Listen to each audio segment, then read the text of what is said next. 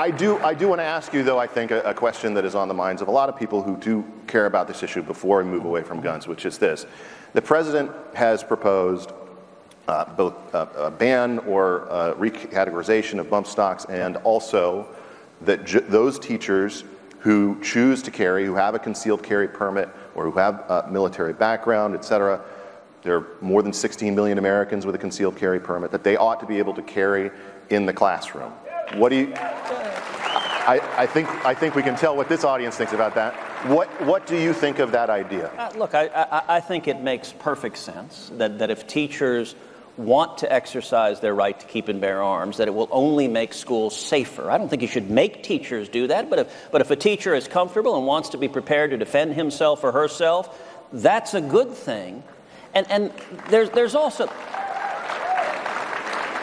There's a lot we can be doing. Look, this pattern plays out where in Washington lots of politicians want to do something. That's whenever something bad happens, there's an urge to do something, and there's very little focus on what the something is. And, you know, when I was first elected to the Senate in 2012, I showed up in 2013, and very shortly thereafter we saw the horrific shooting in Newtown, Connecticut, and another school shooting. It was horrifying.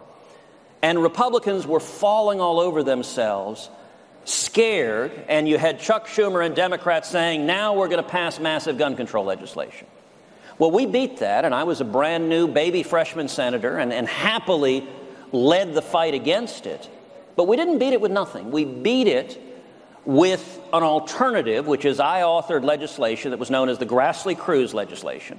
It's also known as the law enforcement alternative. And what did it do? It targeted bad guys. It protected law-abiding citizens, and it targeted bad guys. So, for example, on school funding, Cruz had $300 million for school safety funding. The Obama administration had cut $300 million from school safety. We added that back. Well, what happened in the Senate, we got 52 senators, won a majority of the Senate, won 9 Democrats, the most bipartisan support, but Harry Reid and the Democrats filibustered Cruz, and so it didn't pass. They demanded 60 votes.